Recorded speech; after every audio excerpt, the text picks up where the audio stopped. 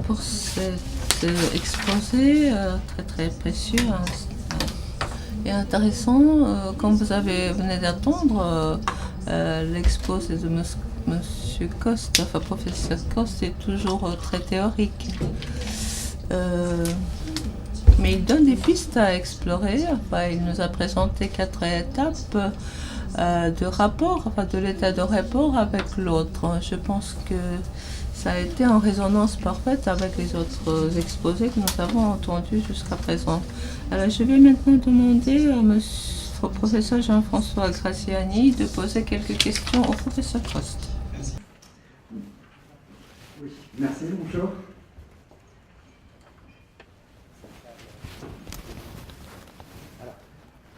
Je vais d'abord remercier M. Coste pour cet exposé particulièrement éclairant sur la notion d'interculturalité. Merci beaucoup.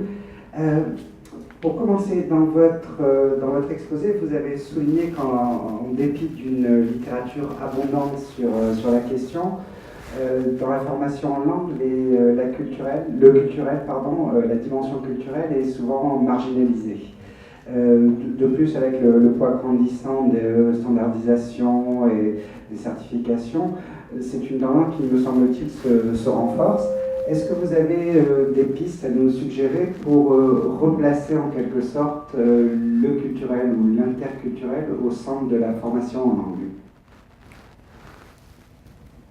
Bon, c'est vrai que le constat est que les choses ne vont pas tout à fait dans ce sens-là au niveau international aujourd'hui et qu'il y a plutôt une tendance, comme vous le disiez tout de suite, à la standardisation et à quelque chose qui, dans les utilisations même du cadre européen commun de référence, vont dans le sens d'un abandon, effectivement, d'une diminution des dimensions culturelles.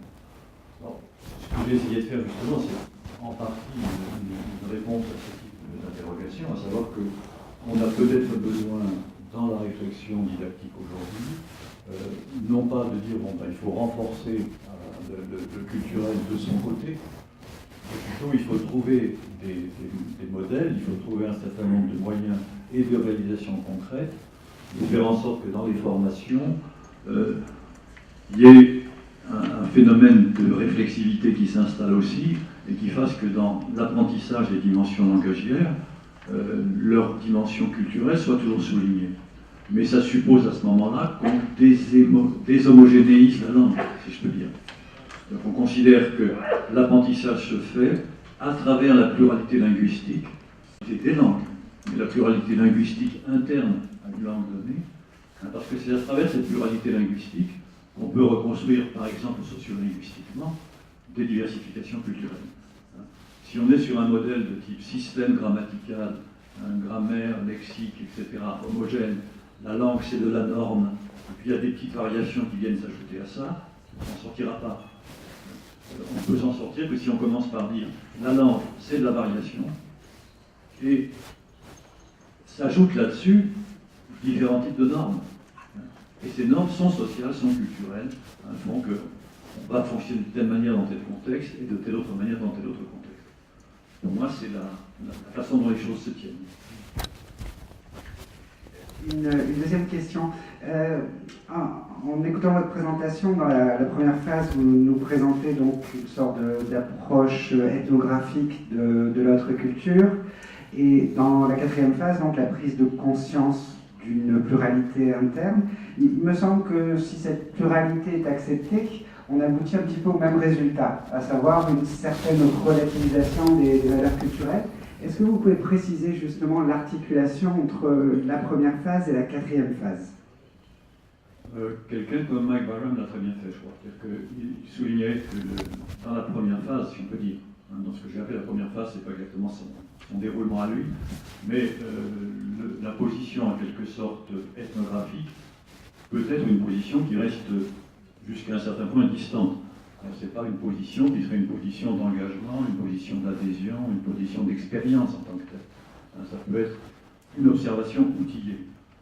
Dans le cas de la quatrième phase, au contraire, si on l'aborde, comme je l'ai fait par le biais de la socialisation de l'enfant, il n'y a pas le choix là.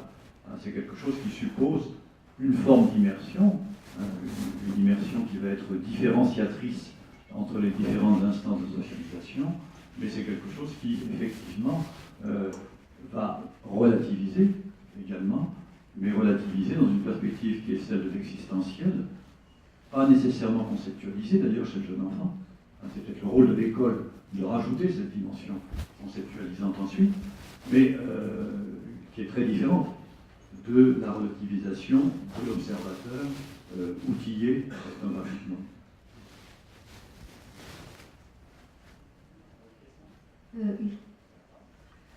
Alors, ma troisième question concernant, vous avez semblé suggérer en fin d'exposé qu'il y avait peut-être un ordre, peut-être dans la perspective d'une élaboration de formation, entre les 4 phases. Est-ce qu'il y a effectivement un ordre qui serait adapté pour une formation culturelle, linguistique, ou est-ce que finalement les 4 devraient être présents presque simultanément ? Il me semble qu'il y a quand même une interdépendance entre les 4 d'une certaine manière, hein, et qu'on ne peut pas faire l'économie de la première.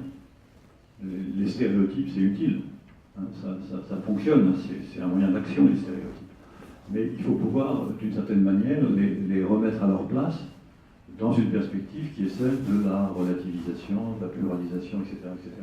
Donc c'est dans ce sens-là, me semble-t-il, que je disais qu'il y a peut-être intérêt à renverser les 4 phases, et à rentrer nécessairement, enfin ça devient presque une répétition abusive, à rentrer par le pluriel pour ensuite pouvoir rendre compte de ce que peuvent être des phénomènes de type densification, homogénéisation par le biais des stéréotypes.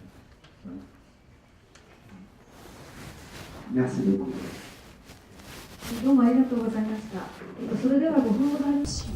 Merci beaucoup. Comme il nous reste à peu près 5 minutes, vous pouvez poser des questions. Est-ce que vous avez des questions?